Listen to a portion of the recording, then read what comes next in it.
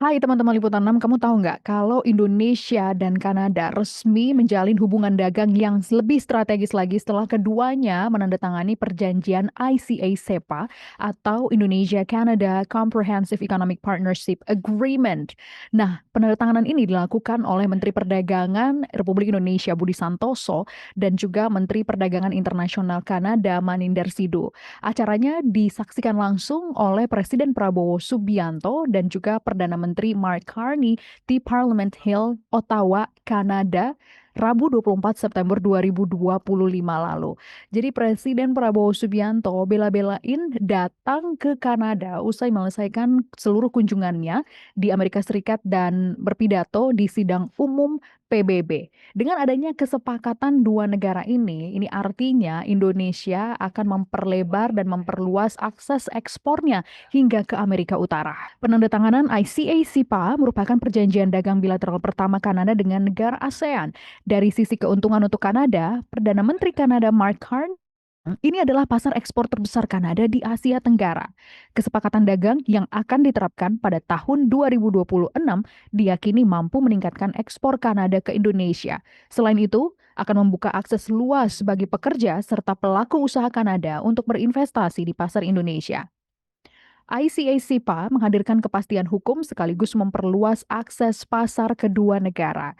Kanada berkomitmen menghapus 90,5% tarif impor terhadap produk asal Indonesia, sementara Indonesia memberikan liberalisasi sebesar 85,8% pos tarif. Nah, melalui Indonesia Kanada SIPA, lebih dari 90% atau sekitar 6.573 pos tarif Indonesia mendapat preferensi di pasar Kanada. Nah, kalau saya lihat di sini, produk-produk potensial Indonesia, saya bacakan kepada Anda produk-produk apa saja. Contohnya, tekstil, alas kaki, furnitur, makanan olahan, elektronik ringan, dan elektronik otomotif, hingga sarang burung walet diprediksikan akan makin kompetitif nih setelah adanya perjanjian ICA-SIPA ini.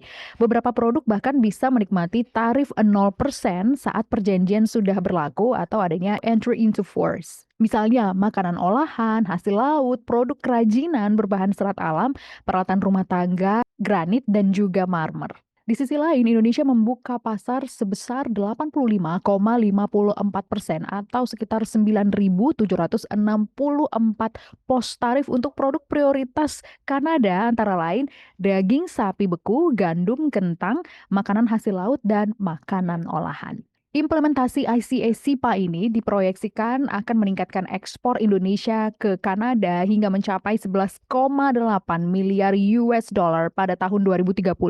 Selain itu, akan menambah pertumbuhan PDB sebesar 0,12% dari negara yang jauh banget nih di Amerika Utara ke Indonesia. Kenapa sih Kanada mau menaikkan perjanjian kemitraan ini? Perdana Menteri Kanada Mark Carney bilang di tengah disrupsi sistem perdagangan global saat ini, Kanada memandang Indonesia sebagai mitra strategis untuk membangun kekuatan ekonomi dan juga menjalin hubungan kerjasama perdagangan yang lebih dalam. Carney juga mengutip isi pidato Presiden Prabowo di sidang umum PBB yang mengindikasikan bahwa Kanada optimistis dengan Indonesia.